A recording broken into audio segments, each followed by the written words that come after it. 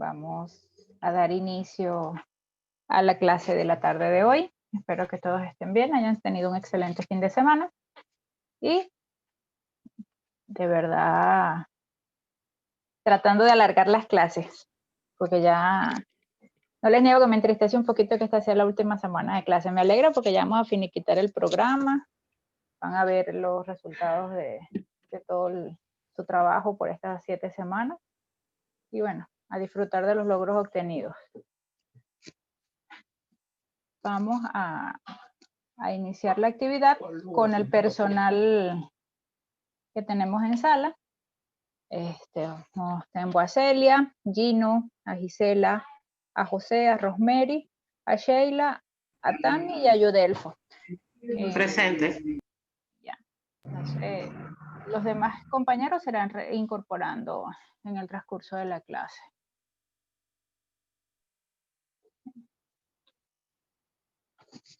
Bien, para la tarde de hoy tenemos previsto conversar sobre todo lo que es vinculativo, los aspectos más resaltantes vinculativos a la seguridad durante los trabajos en excavaciones.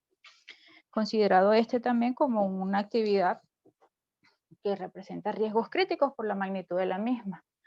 Asociado a los procesos de construcción, vemos que día a día va incrementando, pues hay un crecimiento continuo de las obras de construcción, no nada más en nuestro país, sino a nivel general, pues a nivel de Latinoamérica. Toda esa proyección de la plataforma productiva del país trae consigo, bueno, las construcciones de nuevas obras, de nuevas empresas, ampliaciones, y con ello una serie de actividades vinculadas a lo que es movimientos de tierra, excavaciones que se hacen necesarias para nuevas construcciones y bueno, vemos que este incremento de actividades trae consigo lo que es el incremento de las probabilidades de accidentes. En este tipo de construcciones, totalmente de igual manera vincularemos trabajos de excavaciones, trabajos de demoliciones, que es lo que involucra el módulo en general. Ahí vamos a estar evaluando todos los posibles riesgos que se presenten en el entorno. La vinculación o las características que nos puedan traer sobre estos trabajos, incluso las épocas del año donde se realicen, como por ejemplo la incidencia de lluvias, las características en este caso de las excavaciones, si van a hacerse de forma manual o de forma mecánica, estructuras colindantes, en fin, todas esas variables que debemos evaluar en torno a lo que sería realizar nuestra actividad de forma segura. Todas estas variables pueden ocasionar colapsos en paredes o colapsos de los mismos taludes de las excavaciones. En este particular, lo que es OSHA y NIOSH tienen una serie de recomendaciones que las vamos a ir viendo. Veremos que en algunos aspectos hay incluso discrepancias en cuanto a sus reglamentaciones, ya que por lo menos OSHA maneja estándares a nivel de excavaciones y consideraciones bien particulares con relación a las que tenemos en las normas nacionales. Vamos a tener nuestra base legal, bueno, estructurada desde el punto de vista nacional, en nuestra ley macro, la 29783. Hacemos también uso del decreto supremo 005 en el reglamento de nuestra ley.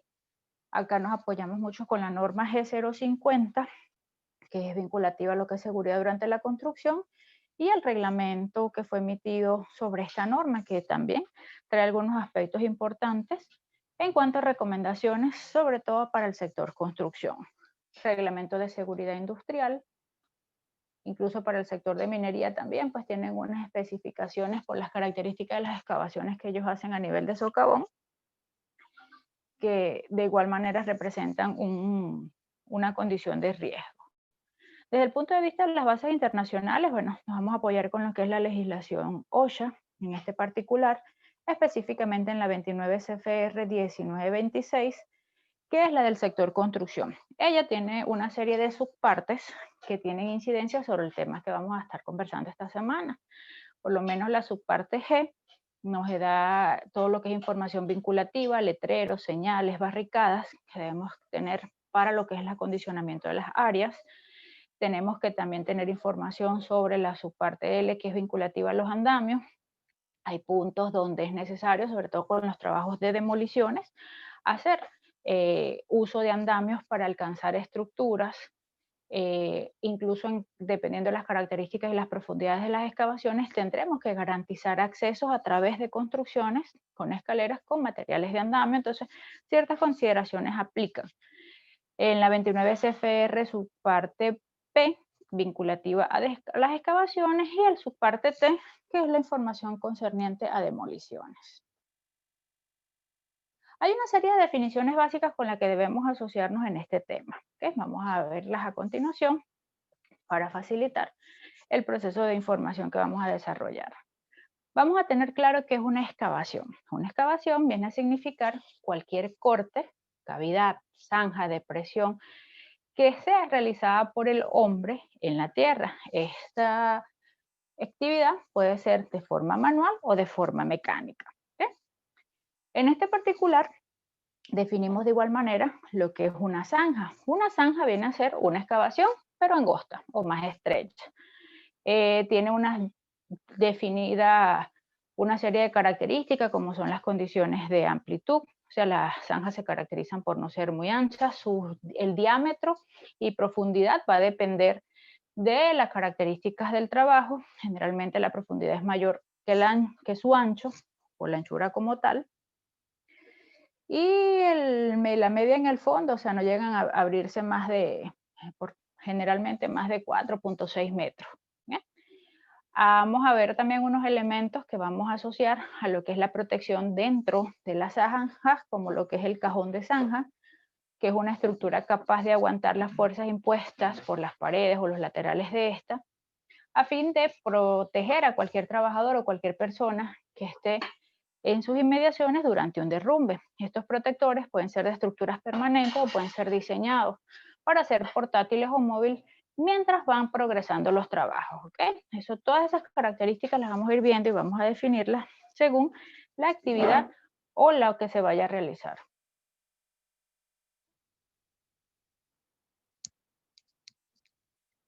Apuntalamiento. Los apuntalamientos son una estructura, tal como un sistema de metal, pueden estar diseñados en metal o madera, vienen a ser puntos de apoyo para dar estabilidad a las paredes de estas excavaciones, ¿ok? Y de esta manera prevenir los derrumbes. Las personas competentes, en muchos de los temas hemos visto la necesidad de definir pues, el criterio de una persona competente. Ya sabemos que es aquella persona que va a ser capaz de identificar y predecir los peligros existentes vinculados a la actividad, tanto en sus alrededores como en las condiciones propias del trabajo. Tiene la autorización para actuar con rapidez y tomar decisiones, incluso tales como la paralización de la actividad o la no autorización de inicio de la misma por determinar cualquier condición insegura. Asociado a lo que es las excavaciones, manejamos la figura de un ingeniero profesional registrado. En muchos casos son las personas que pueden vincular cualquier interpretación de estudios de suelo, pueden incluso hacer los diseños de los sistemas de apuntalamiento y se requieren pues que sean personas que tengan una base de estudio bien acreditada, que cumplan con todos los requisitos de validación y estén registrados para la realización de estas funciones. Bien. Los trabajos en las zanjas en zanjas o excavaciones de zanja vienen a ser trabajos muy habituales. Hay que tener en cuenta que la ejecución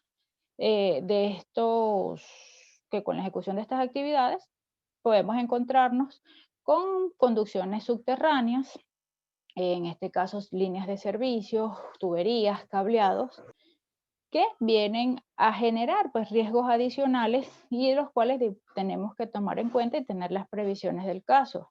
¿Okay?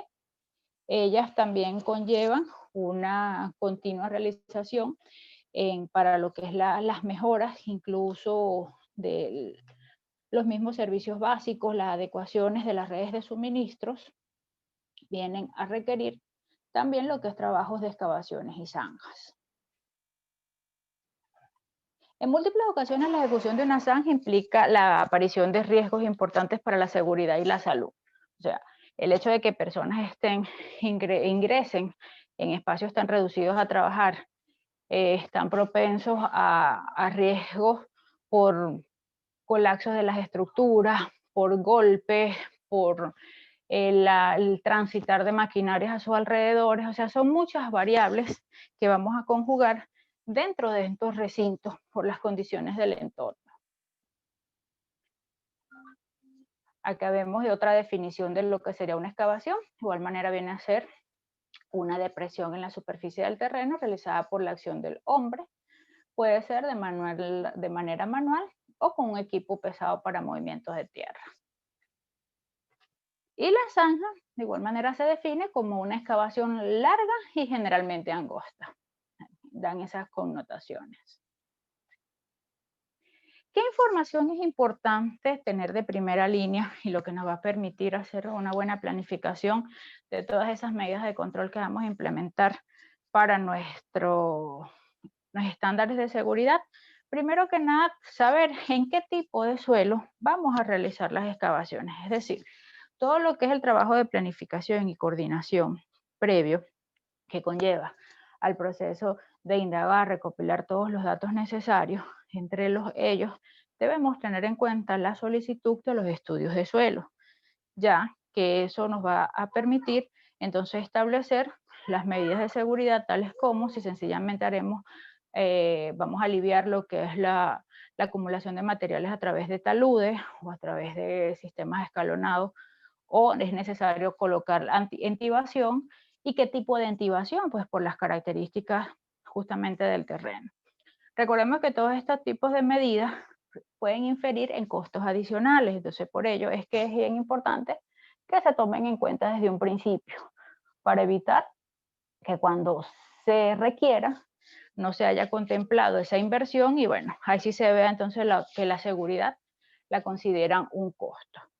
En función de los tipos de suelos, las normas nos establecen 3 tipos característicos, los suelos tipos A, tipo B y tipo C. ¿Qué nos definen cada uno de ellos? Bueno, los tipos A vienen a ser suelos que por su consolidación son suelos firmes o suelos estables con una resistencia a la compresión estimada de 144 kilopascales. Ejemplos de estos suelos son suelos que su configuración interna son masas arcillosas o limosas, generalmente tipos de greda. ¿Qué quiere decir esto? Que son suelos que son muy compactos, que si vemos las características del terreno, no se desmoronan con facilidad, ¿ok? Generando entonces generando una compactación sobre sí mismo que justamente permite dar estabilidad a esos cortes que se van a realizar.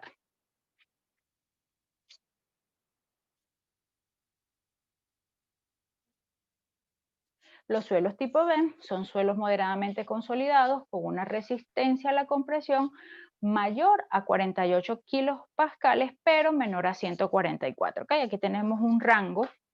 Todo aquel suelo que en las pruebas o estudios que se le realicen refiera una resistencia a la compactación en este nivel, bueno, son asociados a suelos tipo B. Acá vamos a ver suelos donde hay presencia de grava, limos, tierra negra o algunos tipos de conglomerado. Con relación a los anteriores, son suelos que aun cuando generan un nivel de compactación, no es tan complejo como en el anterior. ¿Okay? Pueden pueden soltarse, si son expuestos a algunos movimientos, pueden incluso desprenderse con facilidad.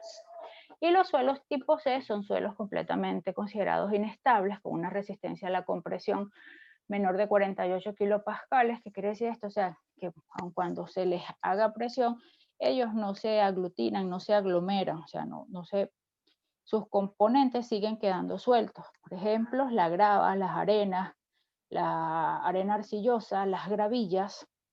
Este tipo de suelos o terrenos son bien complejos en cuanto a su tratamiento, por lo inestables que son. A la par que se van haciendo los cortes en el terreno, se vienen desmoronando con mucha facilidad. Entonces eso trae consigo incluso que se tengan que establecer medidas de control específicas para evitar pues, que se expandan demasiado las excavaciones y que se pueda entonces, si se requiere la inserción de personal dentro de las mismas, podamos entonces hacerlo de forma segura. ¿Okay? Entonces, ya de acá, con esta clasificación base, parten lo que serían todas nuestras recomendaciones iniciales. De igual manera, hay una serie de pruebas que se realizan en el campo que nos permiten ver o presumir, pues en algunos aspectos, los que serían las características de esos suelos. Buenas tardes, María, no te preocupes, bienvenida. Estas pruebas pueden hacerse algunas de tipos manuales y otras de tipos visuales. Entre las pruebas manuales que sirven para determinar con eficacia la clasificación de los suelos, ellas podemos hacer mención por lo menos de las pruebas de plasticidad. Esta es una prueba donde se moldea una muestra húmeda del terreno. El operario o el técnico que hace este tipo de muestreo con la capacitación adecuada hace pues una manipulación de una parte del terreno, hacen lo aglutinan o lo amasan, por ejemplo, durante un determinado tiempo en presencia de una humedad, o necesita tener humedad presente esa muestra, y bueno, forman hilos o lo van haciendo, es como jugar con plastilina, pues van haciendo esa formación y dependiendo pues de la resistencia, la flexibilidad que les tienen, ya les tienen un valor ponderativo y les permite establecer los niveles de plasticidad o las características de esa área. Otra de las pruebas es la resistencia seca, que si el suelo está seco o se desmorona por sí solo con una moderada presión, esto es característica de que, bueno, de que hay falta de humedad en ese terreno y las propiedades del mismo lo hacen que sea de muy arenoso o muy suelto. Si el suelo está seco y se desmorona y hay pedazos más pequeños, estos pedazos solo pueden ser partidos con dificultad, es decir, o sea, tenemos que ver o qué hacen ellos. Ellos evalúan la forma en que se van desprendiendo estas partes del suelo. Puede que las capas más superficiales sean aquellas que por exposición al entorno, a las variables ambientales, estén más secas. Sin embargo, la composición interna del suelo mejore las características de cohesión del mismo. ¿Me voy a entender? Puede que internamente o a determinada profundidad haya mayor presencia de humedad, allí el comportamiento del terreno sea distinto. Por ello que es necesario hacer un estudio bastante completo y no únicamente muestreos superficiales. Acá vemos otra de las pruebas, la prueba de penetración con pulgar, que puede ser utilizada para estimar la resistencia de la compresión no confinada en suelos cohesivos. ¿Okay? Estas pruebas de igual manera se rigen por estándares que los dan la ASTM D2488 como estándares de prácticas y descripciones. De igual manera se cuentan con una serie de elementos que permiten pues, hacer ya muestreos cualitativos o nos permiten cuantificar en cuanto a una medición específica, como por lo menos el penetrómetro, que es un instrumento que se puede utilizar para determinar la resistencia a la compresión confinada. ¿Ves? Estos instrumentos requieren que el suelo tenga un poco de contenido de humedad para extraer una lectura correcta, a fin de que en las mejores condiciones o las condiciones más idóneas que esté el terreno, ellos puedan hacer una medición más específica y los resultados definitivamente van a ser más exactos. Las pruebas de secamiento también hacen muestreos, este es otro tipo de pruebas para ver lo que es la particularidad o el comportamiento del terreno. Esta permite diferenciar entre un material cohesivo con fisuras y material cohesivo no fisurado y un material granular, es decir, permite definir cuál es su origen. El procedimiento para una prueba de secado comprende que la muestra de material sea extraída aproximadamente de 2.3 casi 3 centímetros, hasta 16 centímetros de ancho, y ellas la llevan a un proceso de secamiento y se seca totalmente. Esta muestra generalmente desarrolla grietas cuando se están secando. Las grietas importantes serán indicadas y las muestras secas sin grietas serán partidas manualmente para ver las características del comportamiento. Entre las pruebas visuales que son llevadas a cabo para determinar información cualitativa relativa a los sitios de excavación, generalmente se asocian a lo que serían las muestras que se pueden tomar del suelo que se está excavando. En este punto, ¿qué se debe hacer? Bueno, se debe estimar el rango y el tamaño de las partículas y la cantidad relativa del tamaño de esta, o sea, el comportamiento de las características del terreno de donde se está tomando la muestra. Verificar si el suelo está compuesto principalmente de material granular fino o si es un suelo cohesivo.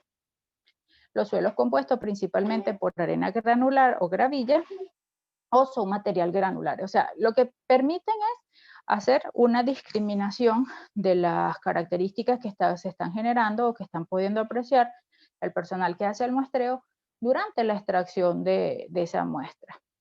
Se busca verificar que el suelo, si permanece en grumos, cuando se ha excavado, es un indicio de que el suelo es cohesivo, o sea, que no se suelta el terreno como arena, sino que se mantienen unidos en algunas partes. ¿Okay? Si el suelo se rompe fácilmente, eso es indicio de que es un suelo que no es granular o que no es un suelo cohesivo. Desde el punto de vista de las excavaciones y la superficie del área adyacente donde se van a hacer, ¿qué se deberían verificar? Bueno, deberíamos verificar si hay presencias de grietas que se puedan asociar a la tensión. Esto puede indicarnos de que haya material que se esté fisurando o que sea un material que no esté estable. Verificar si son tajos de suelo que se separan de la cara a la vertical o del área donde están los cortes realizados, donde se vayan a realizar esos cortes. Pequeñas grietas o pequeños tajos son evidencia de movimientos del suelo. En este particular nos indican de que, bueno, que puede haber un desplazamiento en esa zona y puede entonces precipitarse toda esa masa que está asociada a un corte. Se deben examinar los sistemas de las capas para determinar si la inclinación de capa se dirige a la excavación. En este caso también es importante definir pues, la necesidad de hacer cortes o hacer talud de seguridad para dar descanso o aliviar la carga al corte que donde se va a realizar la excavación y que esa pared, bueno, no se venga por sí misma por no tener una sustentación o un soporte adecuado. Debemos evidenciar si hay agua superficial o filtraciones de agua dentro de las excavaciones. Eso también es importante tener ya claro cuál es el nivel freático en la zona donde vamos a trabajar. Si estamos adyacentes a algún lecho de agua o por lo menos a zonas de costas, los niveles freáticos son más superficiales. Entonces, esto incide o afecta incluso con lo que es los niveles de compactación y estabilidad de los terrenos. Pues entonces, esto viene también a generarnos complicaciones durante la realización de las actividades. El área adyacente a la excavación o el área dentro de la excavación, debemos tener presente que son áreas que van a quedar susceptibles para lo que es fuentes como la vibración.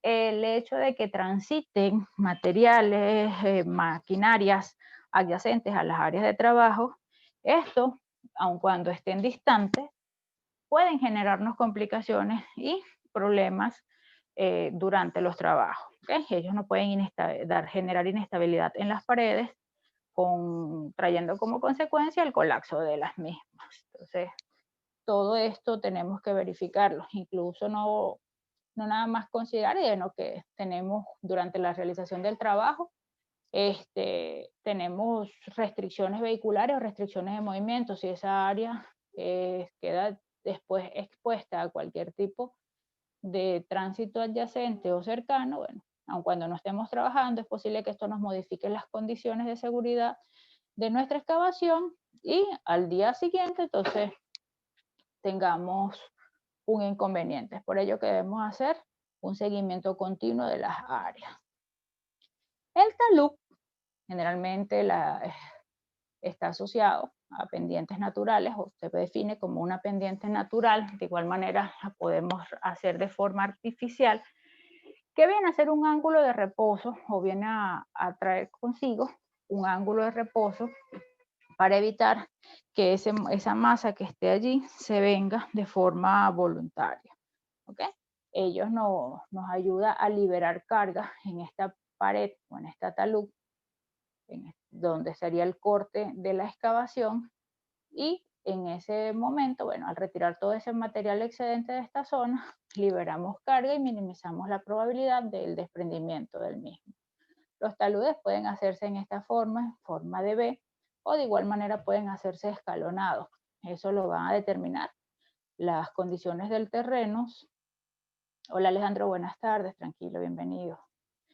Las condiciones del terreno, les comentaba las características del trabajo. Entonces, de igual manera, eso es condicionado por la misma actividad. ¿Qué es importante tener en cuenta con relación a las realizaciones de taludes, o si vamos a recomendar las realizaciones de taludes como medida de prevención? Bueno, hay ángulos de trabajo o ángulos que se deben respetar asociados a las características de este suelo o las características del suelo donde vamos a realizar la excavación. Por ejemplo, las rocas estables, o que son consideradas como terrenos estables, que la probabilidad de desprendimiento de sus paredes es muy baja, pueden considerarse hacer cortes en 90 grados y mantenerlos de esa manera.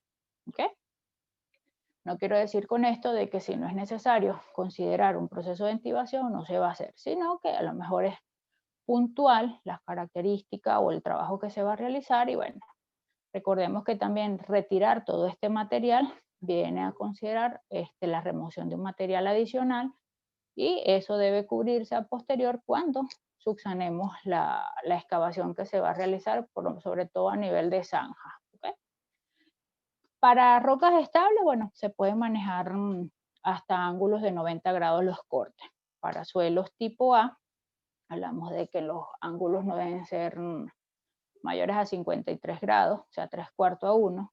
Para los tipo B, hasta 45 grados. Y para los tipo C, 34 grados. ¿Okay? Vemos es por la característica de ese terreno, de la estabilidad, es lo que nos va a permitir hacer un corte más próximo a lo que es 90 grados y retirar menor cantidad de material. Las inclinaciones de los niveles escalonados para excavaciones mayores a 6 metros de profundidad definitivamente deben ser diseñadas y propuestas por un profesional registrado. Realmente lo ideal es que sea un ingeniero que haga este tipo de cálculos, valide su informe y haga la recomendación del caso. Con toda la documentación en mano, pues él tendrá acceso a todos los que son los estudios, o pedirá la realización de todos los estudios necesarios para poder definir entonces qué tipo de talud se va a implementar para considerar la seguridad de esa excavación. De igual manera, hay situaciones donde la conformación de los taludes no necesariamente se utilizan para salvaguardar la integridad de una zanja. Hay áreas donde trabajo en construcciones donde podemos tener taludes naturales que ofrezcan una condición de riesgo por el área donde vamos a establecer un nuevo proceso constructivo. Entonces se puede tomar la determinación de liberar cargas que puedan moverse innecesariamente, como por lo menos un movimiento de tierra, un alud de tierra por saturación del terreno, por algún movimiento sísmico, tengamos alguna pendiente natural que comprometa la seguridad de esa zona. Entonces se pueden establecer las realizaciones de talud o estabilizaciones de taludes aplicando diferentes técnicas. Acá vemos un cuadro resumen, donde de igual manera está la relación referencial de lo que sería el ángulo de trabajo versus el tipo de suelo. Roca estable, por ejemplo, granito, andesina, arenisca, o sea que ya son considerados tipos de suelo como rocas, pueden hacerse cortes hasta de 90 grados. Los tipo A, arcillas, arcillas limosas, arcillas con arena, greda, en algunos casos greda arcillosa limosa, pueden hacerse cortes hasta 53 grados, respetando el factor de 3/4 a 1. De igual manera para los tipo B y los tipo C, acá vemos algunos ejemplos de los suelos asociados a esas características y el ángulo en cuál deben estimarse hacer los cortes para los taludes.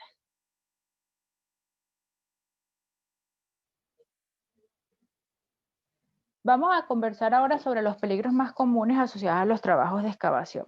Definitivamente el peligro más común o los riesgos más comunes son los colapsos de las paredes de las excavaciones. Específicamente si trabajamos dentro de zanjas. ¿Por qué? Por la limitante que tenemos acá del espacio de movilización. Las zanjas, recordemos que entre de sus principales características es lo estrechas que son. ¿Okay?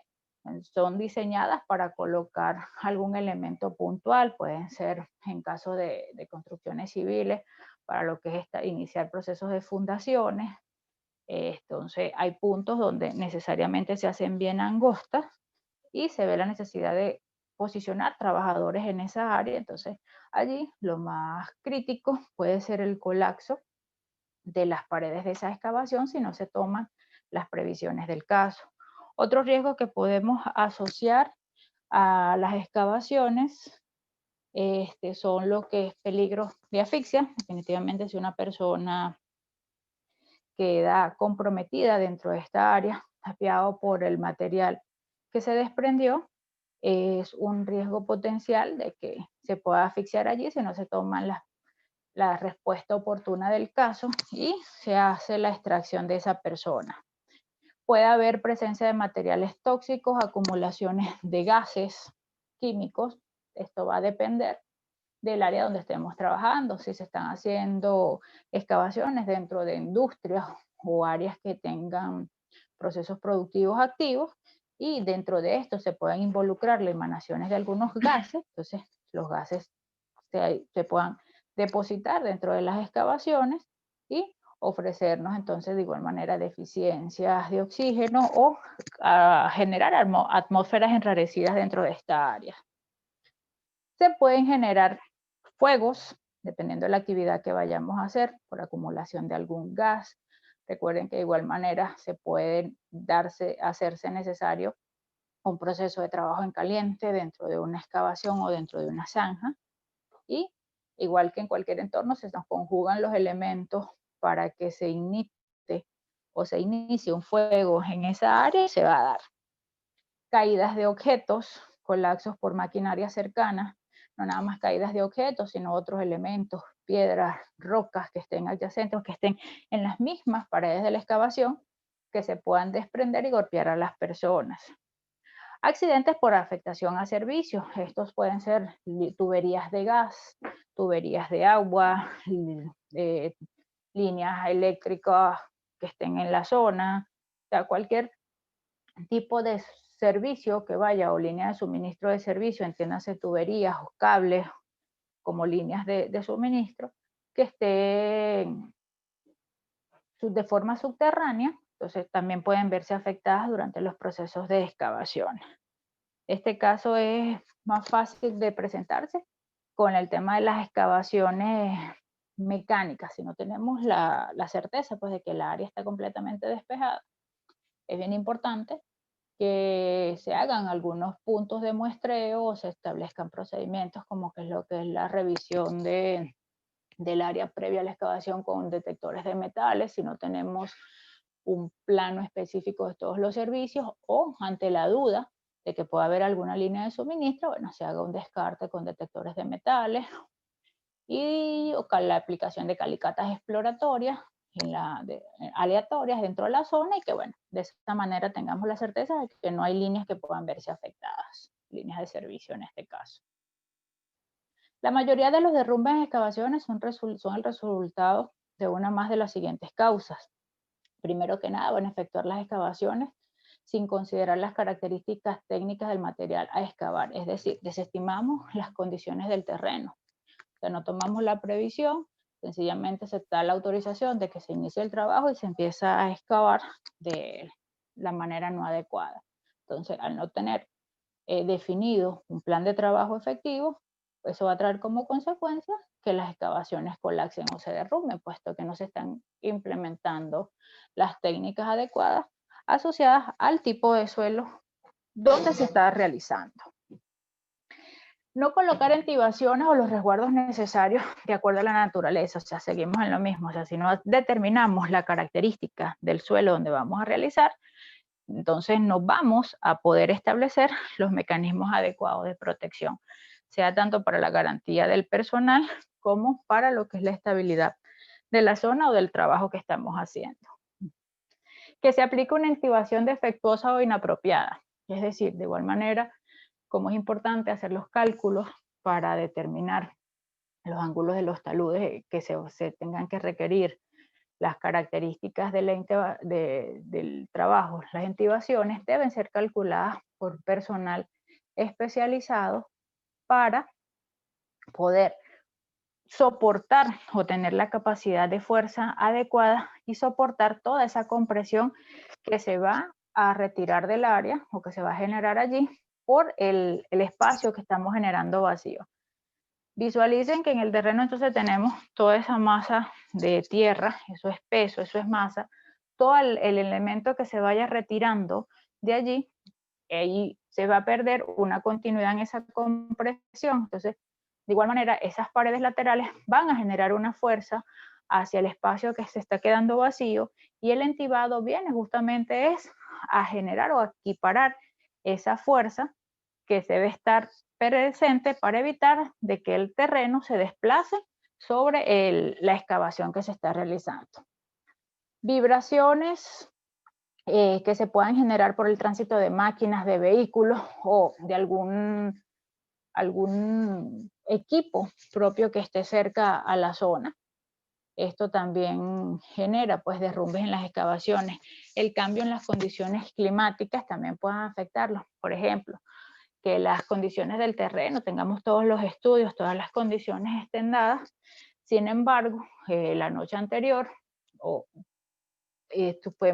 la excavación fue expuesta a una lluvia torrenciales o elementos más que todo o sea, por absorciones de agua, y eso nos cambia pues completamente las características del terreno. Entonces, a eso debe ser evaluado. ¿Okay? Entonces, todas esas condiciones afectan el trabajo que se esté realizando dentro de las excavaciones. Esto puede traer consigo lo que es el desprendimiento inesperado de las paredes. Acá vemos en la imagen lo que sería una excavación, un corte lateral. Vemos los diferentes movimientos que se puedan dar por todas las características que vimos anteriormente.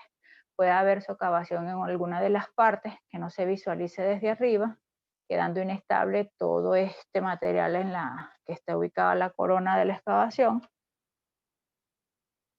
Pueden haber agrietamientos por las características del terreno y de igual manera esto ofrece inestabilidad a esa pared y hace que se origine el colapso.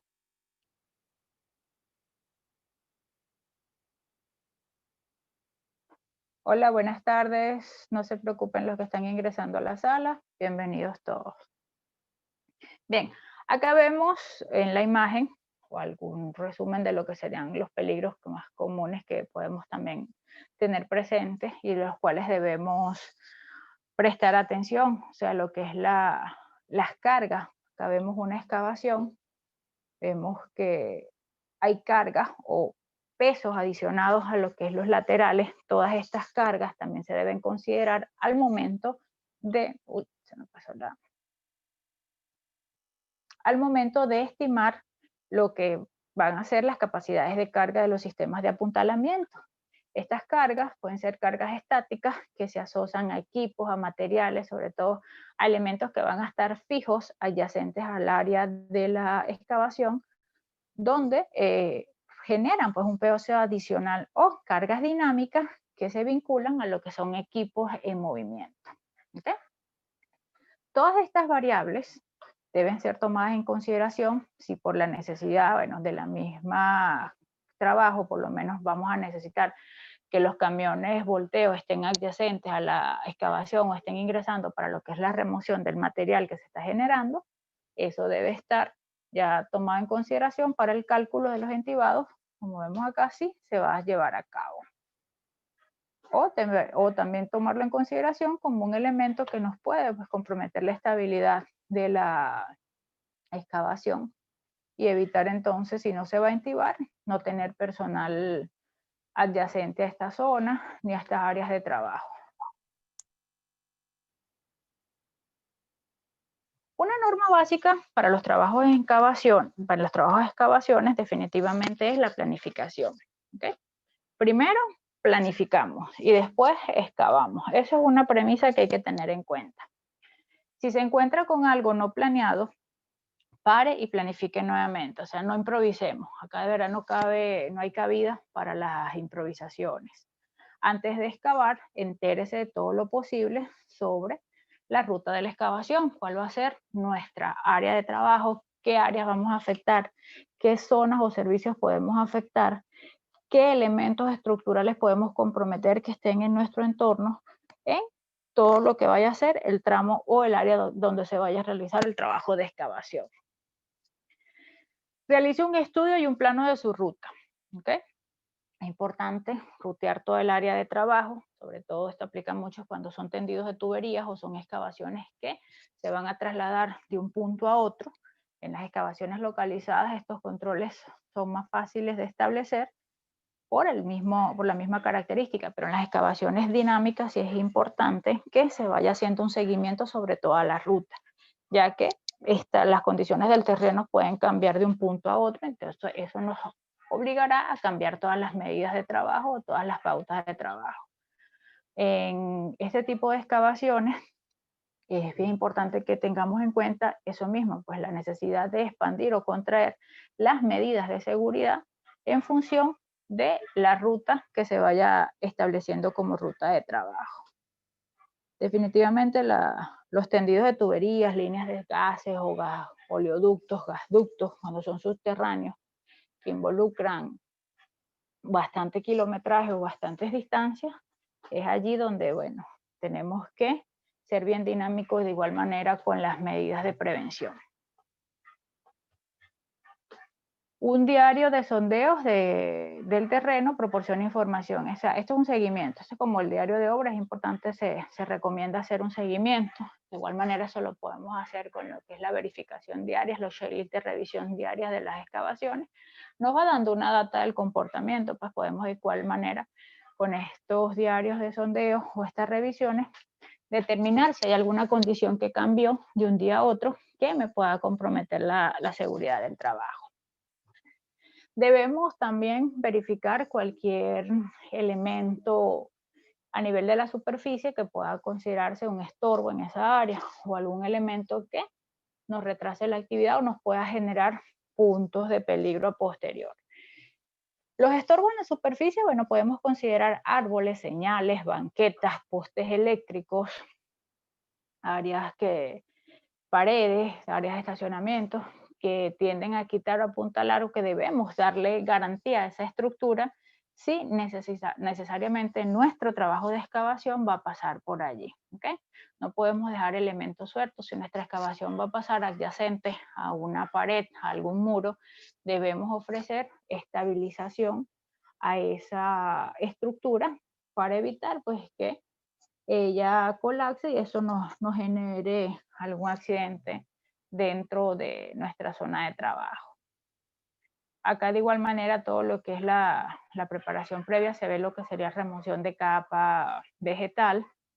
Acá debemos de considerar incluso lo que es la reubicación y nuevamente el resguardo de las especies como árboles grandes. Entonces ahí debemos tener un plan de reubicación de estas especies, porque debemos de igual manera pues garantizar no nada más la seguridad del entorno, sino también la seguridad del ambiente y la presencia de elementos ambientales que estén en esa área. Los servicios subterráneos, servicios como alcantarillas, aguas, tuberías de gas, líneas de comunicaciones, sistemas eléctricos, tienen que identificarse y localizarse físicamente antes de iniciar una excavación. Generalmente en las áreas de trabajo que son dentro de instalaciones que ya cuentan con todos sus planos de servicio, es más fácil de localizar, pues. Difícil son en áreas nuevas o en áreas de trabajo donde no se cuentan con ningún plano donde nos especifique la ubicación de las líneas de servicio, y en este sentido entonces debemos implementar lo que comentábamos hace un rato, pues debemos implementar medidas de detección de posibles líneas y hacer lo que sea, por lo menos las calicatas que les comentaba, que se tienen que realizar para determinar entonces la posible presencia o no de líneas de servicio.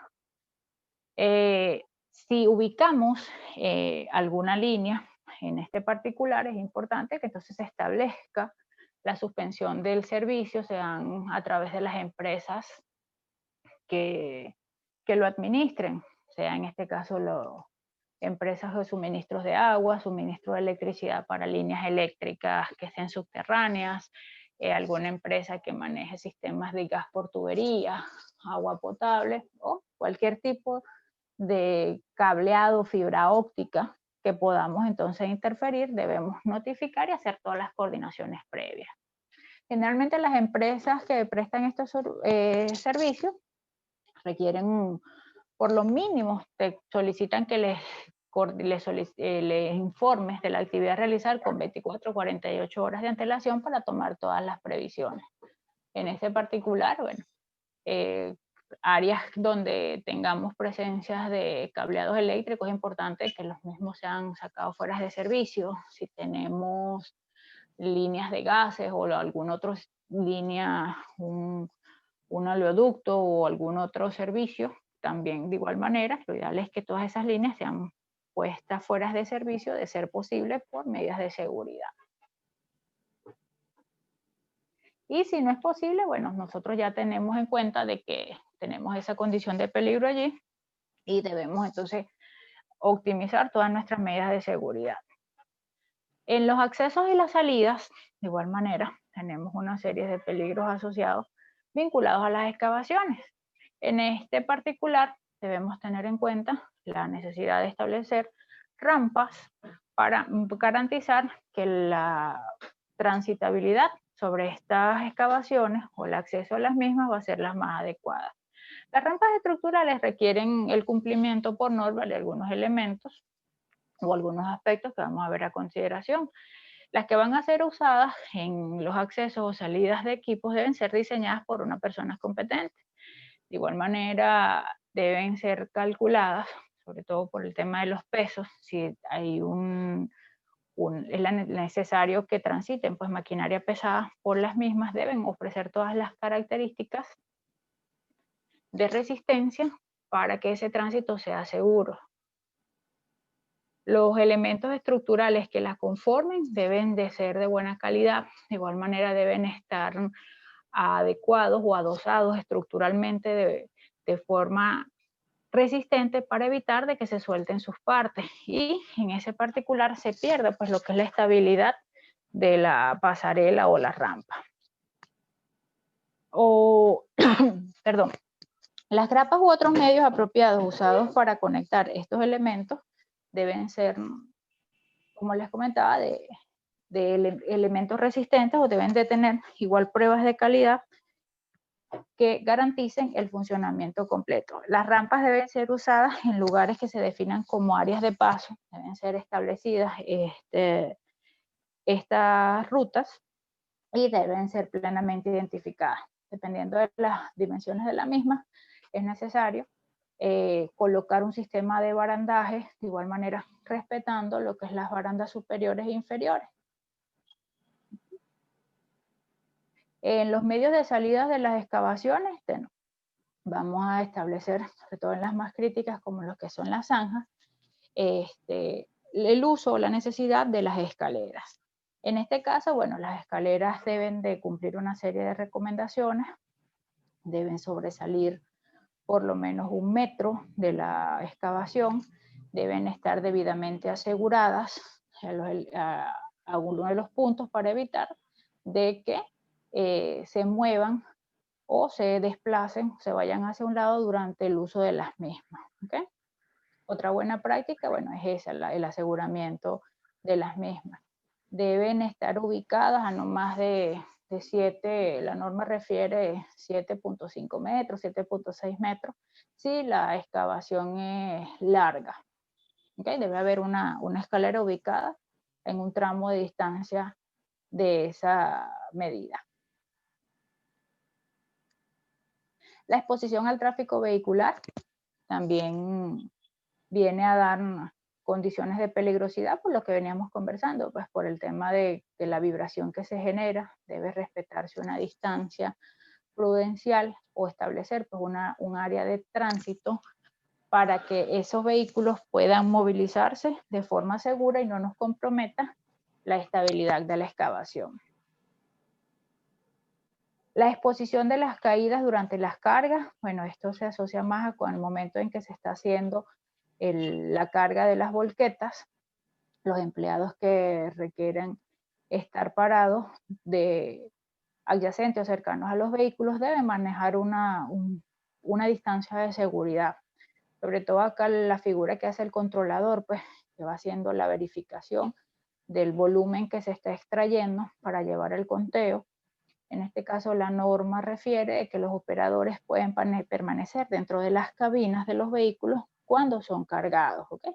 Hay empresas que determinan como medida de que no sea así, puesto que puede haber desprendimiento de alguna roca, de algún elemento que pueda golpear la cabina del vehículo, pero en este particular, bueno, eso es adaptable según las políticas de la empresa.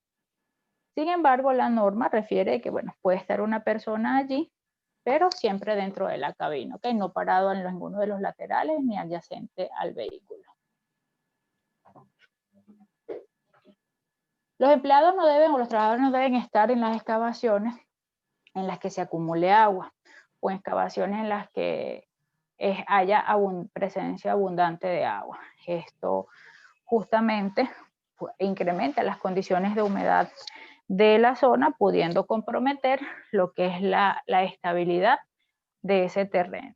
¿Okay?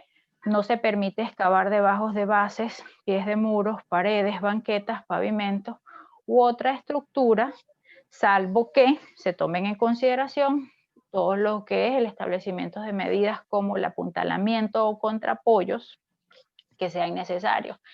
Esto aplica mucho cuando hay que hacer reforzamientos en estructuras existentes que tengan que excavar debajo de las fundaciones o las zapatas de las estructuras.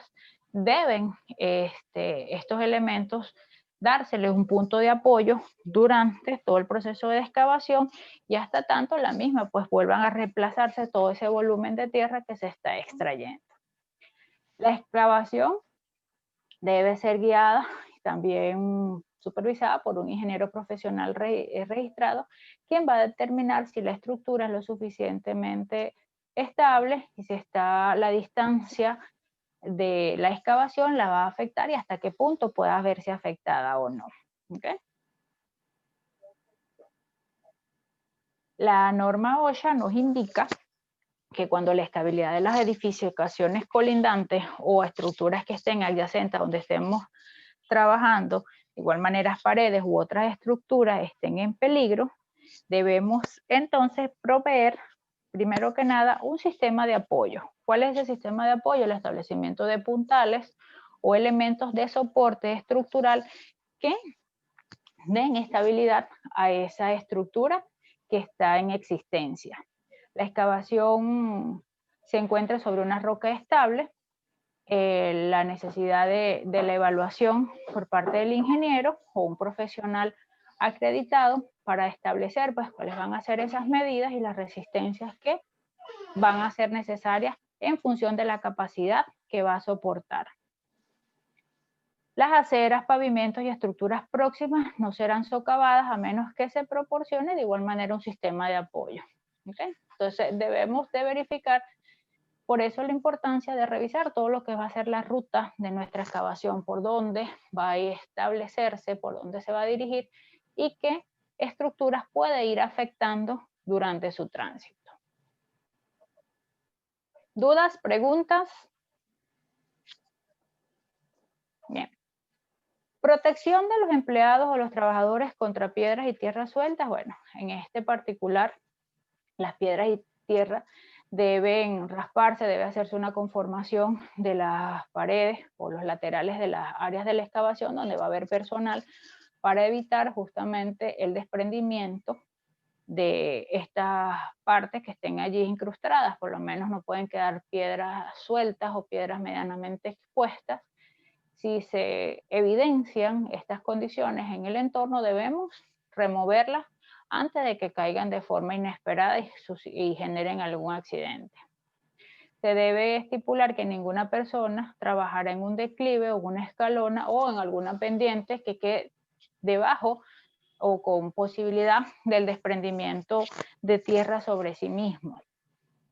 Si es posible, debemos generar pues, una inclinación en ese declive que vaya en dirección contraria a la excavación, es decir, que debemos de abordar una posición de seguridad para evitar de que si hay un desprendimiento de esa zona que se está generando allí o de ese declive, no caiga directamente sobre la persona. La implementación de inspecciones de forma diaria sobre las excavaciones nos viene a ayudar con lo que es la protección de esos peligros pues, que se puedan asociar por el cambio de las condiciones de las excavaciones. Lo que comentábamos hace un rato, pues, de pronto llovió y me cambiaron las condiciones de humedad y de estabilidad del terreno, se rompió una tubería de agua adyacente y eso me modificó el entorno, me saturó ese suelo de agua y entonces todas esas variables, ¿cómo las vamos a poder determinar? Verificando o revisando a través de inspecciones los trabajos que estamos realizando. Estas inspecciones deberían ser llevadas a cabo por una persona competente.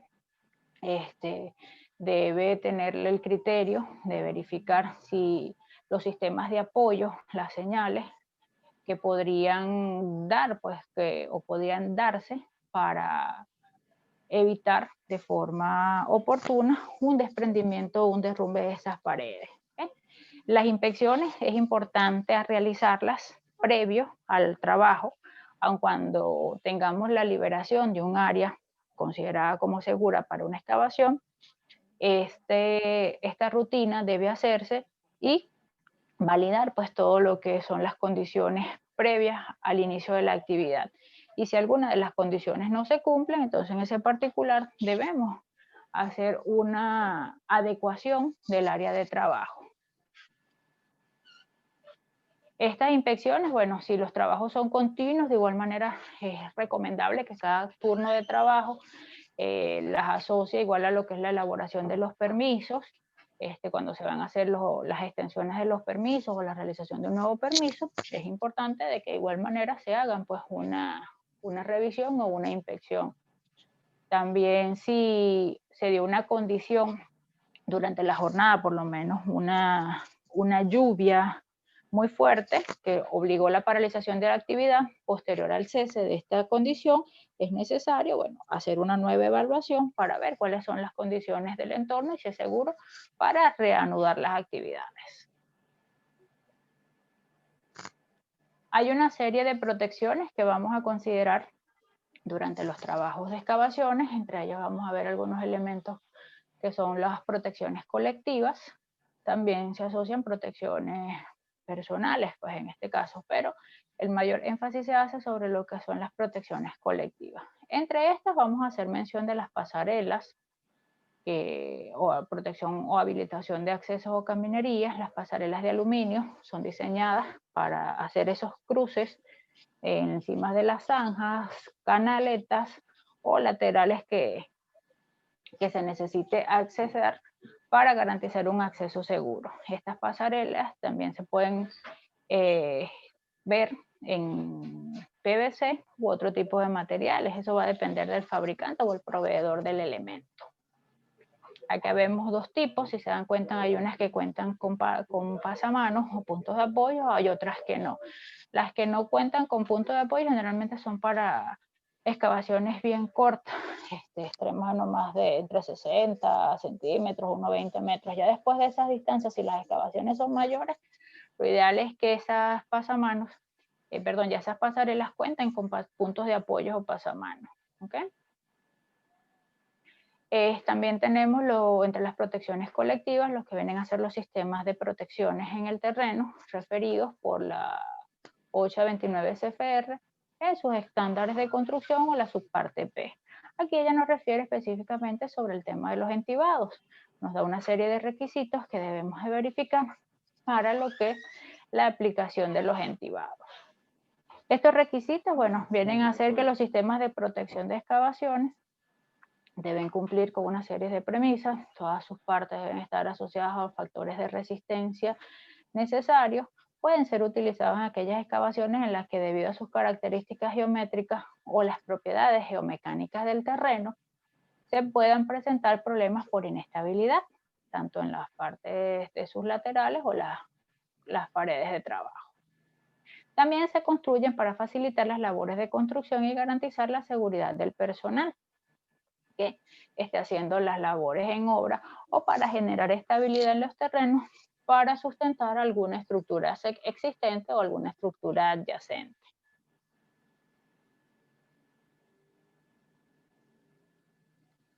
Los entibados, bueno, vamos a ver diferentes tipos. Estos se van a ir refiriendo según las características del terreno. Habrán entibados que son discontinuos, que son aquellos que tienen una separación entre sus largueros y sus puntos de apoyo. Nos refieren una pared total. Sencillamente se dan para dar sustentabilidad o un punto de apoyo en este terreno. Estos pueden ser de madera o metálicos. Y los entibados continuos, que son aquellos que sí, pues que sus laterales o sus paredes están realizadas de forma continua. De igual manera, ellos se pueden presentar en construidos por diferentes materiales. Los más comunes son los entibados de madera o los entibados de tipo metálico. La norma técnica G050 nos refiere en sus anexos una serie de tablas donde nos da información vinculativa a cómo sería la construcción que debemos tener en cuenta para las construcciones de los entibados o un modelo referencial nos ofrece. Nos da los componentes mínimos que debe tenerse en cuenta para el sistema, que son los refuerzos verticales, los sistemas de protección, los largueros y los puntos de refuerzo en cruz, donde están las uniones. ¿Okay? También nos refiere una tabla donde nos dan las características o las recomendaciones del tipo de madera que se van a utilizar para estos entibados, asociadas justamente a lo que es el tipo de suelo que donde se va a implementar.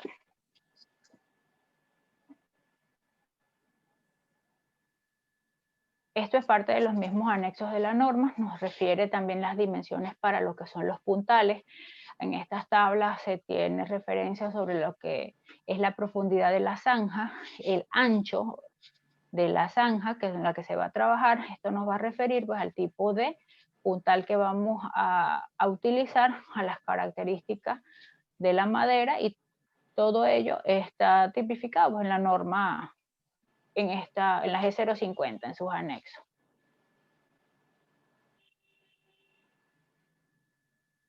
Acá vemos las protecciones metálicas, otro tipo de entibados también, en este caso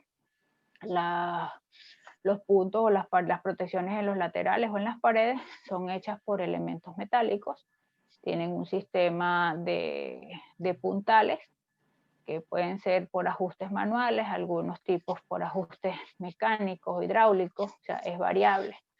Dentro de estas configuraciones o las protecciones metálicas también podemos contar en área con las cajas de zanjas. Estas son diseñadas por una estructura prefabricada para dar una protección localizada. Es decir, a lo mejor no necesitamos entibar toda la zanja, sino un punto específico, y en ese particular se cumple con el diseño de una caja de zanja. Ejemplos de trabajo donde apliquen estas condiciones, bueno, donde tengamos que hacer alguna reparación sobre alguna tubería, un empalme, una soldadura. Yo he visto la aplicación mucho de este tipo de cajas cuando hay tendidos de tuberías largos, entonces se colocan un spool de tubería y cada determinada distancia deben hacerse los puntos de uniones o las soldaduras de unión entre los diferentes spools. Y entonces en ese punto donde va a estar trabajando el soldador y su ayudante, se hace la instalación de una caja de seguridad, una caja de esta de zanja, justamente en ese particular, ya que dentro, en el resto de la extensión de la zanja no va a haber personal transitando. ¿Okay? De igual manera, si hay que hacer algún reemplazo en algún elemento o algún punto de apoyo que va a estar localizado, entonces en ese punto podemos construir y se aplica perfectamente este tipo de medidas de protección. Acá vemos lo que son los sistemas de apuntalamiento hidráulico. ¿Okay? Estos manejan un sistema de ajustes por presión que también va cuantificado, se permite entonces ver la resistencia o el establecimiento de la presión que es necesario en función de la resistencia que tienen que tener. Son sistemas diseñados para soportar los esfuerzos que se generan en las paredes de las excavaciones y que tienden a evitar que se den movimientos en los suelos, pues, por todo el elemento que se está retirando y el espacio vacío que se está generando. Entonces, ellos vienen a hacer esos puntos de apoyo y de distribución de esa fuerza necesaria para que la excavación se mantenga estable. ¿Alguna duda, chicos? ¿Alguna pregunta? Bien. De igual manera, a todo lo que es el sistema de intubaciones, se le pueden ir adosando protecciones perimetrales. ¿Okay? Vemos que es un área que va a estar transitada, es un área que debemos delimitar, entonces debemos tomar en consideración establecer lo que es una protección perimetral. Este tipo de protecciones vienen como aditamentos que se pueden agregar a los entibados. Son sistemas conformados por barandas, tanto superiores como intermedias. En algunos casos vienen incorporados al mismo sistema de intubaciones, ya viene lo que es el sistema de baranda intrínseco que forma parte del mismo sistema y se va colocando, o en otro particular, o en otros casos, como en este de la imagen, tenemos la opción de que se puede adosar pues,